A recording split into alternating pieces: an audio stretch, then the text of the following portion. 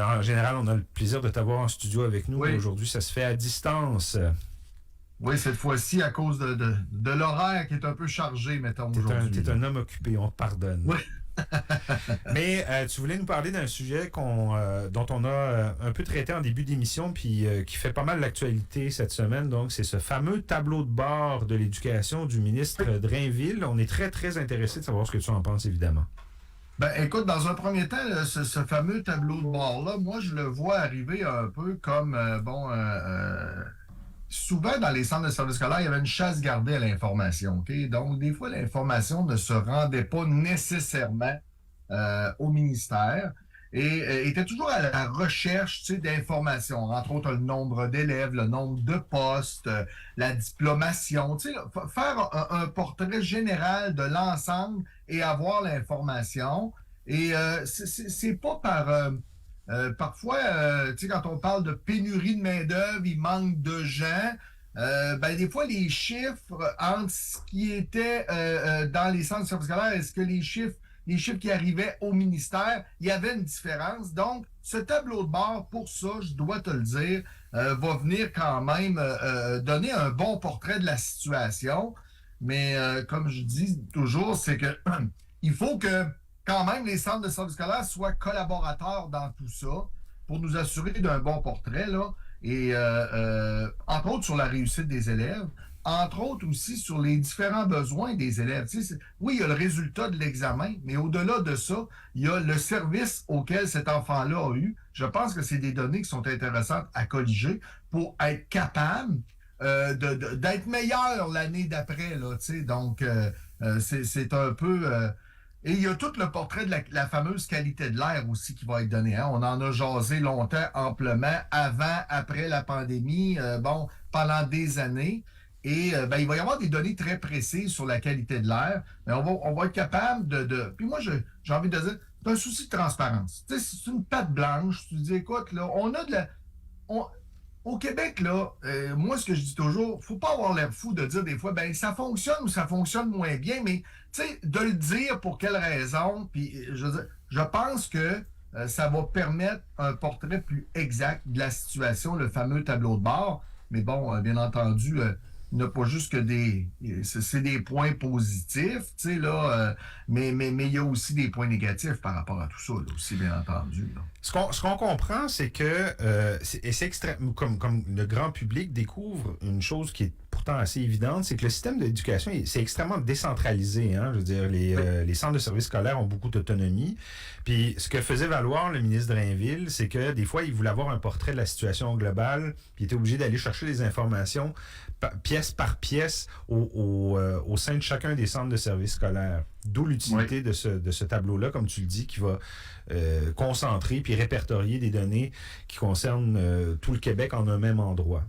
Ben, puis je vais même aller jusqu'à... Moi, je reprends une expression qui dit on a 72 centres de services scolaires au Québec, mais on a 72 sortes de sauces à spaghetti. Ouais. Donc, tout le monde fait à sa façon, à sa manière. Ben, souvent, ils ont des réalités différentes là, de part et d'autre. Mais en même temps, ça prend une base commune pour avoir l'information. Je pense que ce fameux tableau de bord-là vient démontrer ça. Mais en même temps, tu sais, dans les points qui nous chicotent un peu, là, tu sais, la comparaison. Là. La comparaison, là, est pas toujours souhaitable. Tu sais, là, quand le ministre veut se servir de ça pour dire je vais comparer un centre de service scolaire avec un autre, une école avec un autre. Ouais.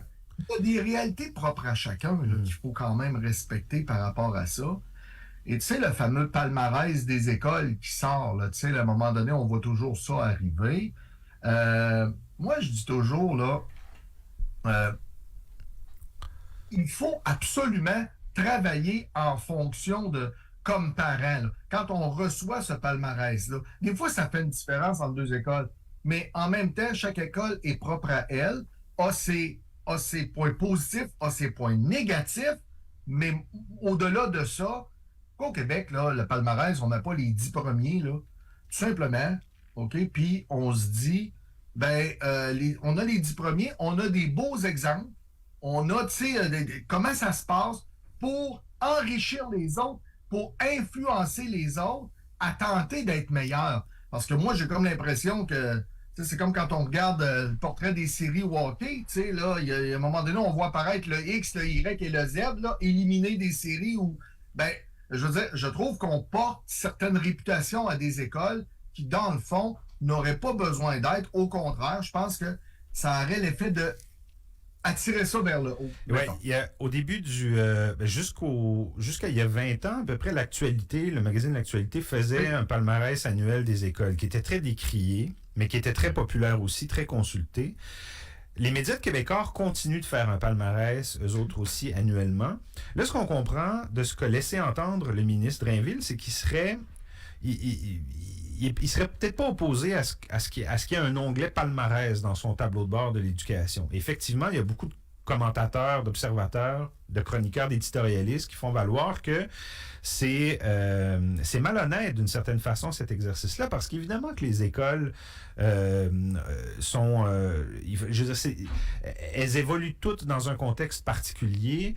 Une école à Westmount risque d'avoir des résultats pas mal plus favorables qu'une école dans un quartier pauvre, dans une ville de région un peu défavorisée, déclassée.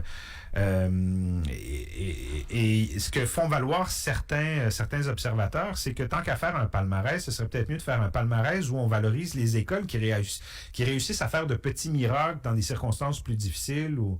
Ce serait un peu ça ton approche, toi aussi, non? Ben, oui, ce sera un peu ça mon approche. Puis, tu sais, souvent, là, je vais les appeler, j'aime pas dire ça, mais les écoles de bas de classement. Tu sais, quand on voit arriver ce classement-là, je suis allé dans une école de bas de classement, moi, pas moi. Oui, mais quand je dis ça, je suis convaincu que dans ton école, il y a des belles choses qui se réalisent. Il y a des bonnes choses qui se réalisent. Ça peut être plus difficile, ça dépend toujours du milieu, du contexte. Mais en même temps, ce que je veux dire, c'est que ce n'est pas tout négatif.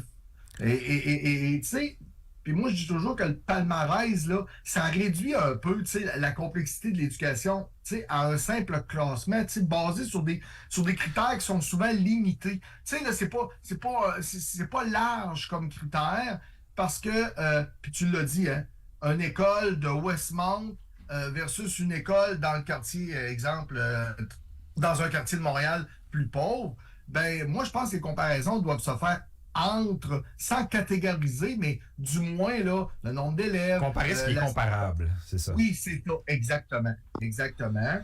Puis, moi, je dis toujours, tu sais, on met souvent les résultats en fonction des résultats d'examen. Tu sais, là, bon, les examens au ministère, les examens, bon, la moyenne générale de cette école-là, etc.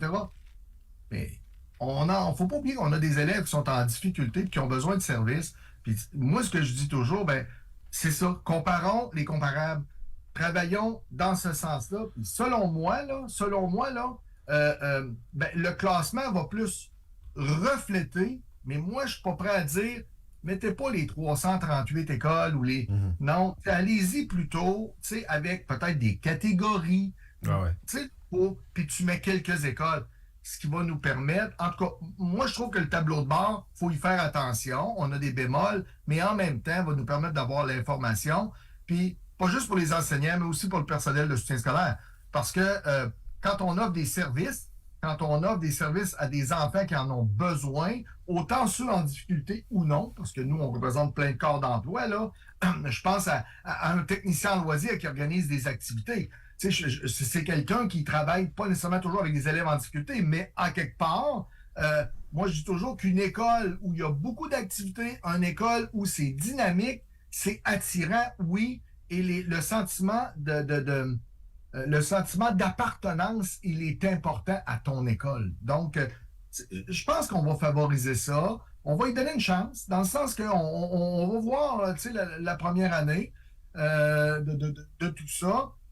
Mais force est de constater que parfois, les comparaisons font mal dans à peu près souvent toutes sortes de situations dans notre vie au quotidien parce qu'on compare une chose avec une chose. Puis des fois, ben, c'est pas C'est pas réalistement comparable. une bonne comparaison. En tout cas, il y a quand même une vertu, ce tableau-là, c'est que c'est un effort de transparence qui est louable. Oui. Je sais, moi, comme journaliste, que ça va beaucoup plaire à mes collègues qui sont dans les salles de nouvelles partout au Québec parce que ça synthétise en quelque sorte des informations fondamentales sur le système. Je suis convaincu aussi qu'il y a beaucoup de journalistes qui vont aller consulter régulièrement ces données-là pour voir s'ils peuvent pas y trouver des sujets, des anomalies, et eux vont faire des exercices de comparaison qu'ils vont devoir ensuite contextualiser en parlant des gens au ministère, évidemment, mais bref, c'est un outil. On peut pas être contre la vertu non plus, là, je veux dire. Non, effectivement. Puis même pour nous, qui représentons des travailleurs dans le milieu de l'éducation, pour nous, on va être capable de travailler en collaboration. Travailler en collaboration, tu sais, avec le ministère ou avec les centres de services scolaires. Parce qu'on n'est pas. On n'est pas toujours en confrontation, puis c'est pas vrai qu'on est toujours en confrontation. Oui, Au c'est bon de contraire, le dire, ouais. tu sais, je veux dire, c'est que nous, on va être capable de trouver des solutions, tu sais, avec, oui, nos syndicats locaux dans chacun des centres de services scolaires, mais nous aussi, à la Fédération, on va pouvoir faire des interventions auprès du ministre, puis lui expliquer, là, par rapport à telle donnée, des explications davantage. Vous voulez dire quoi par cette donnée-là? C'est quoi la résultante avec nos chiffres? Moi, je pense qu'il va y avoir un espèce de climat de relation de travail qui pourrait s'installer, qui pourrait être positif pour tout le monde en éducation. Bon. Éric, merci beaucoup de nous avoir parlé ce matin, même à distance, toujours très apprécié. Puis on se revoit dans 2 semaines. Oui, assurément. Prends bien soin de toi. Merci. Bye bye. Bye.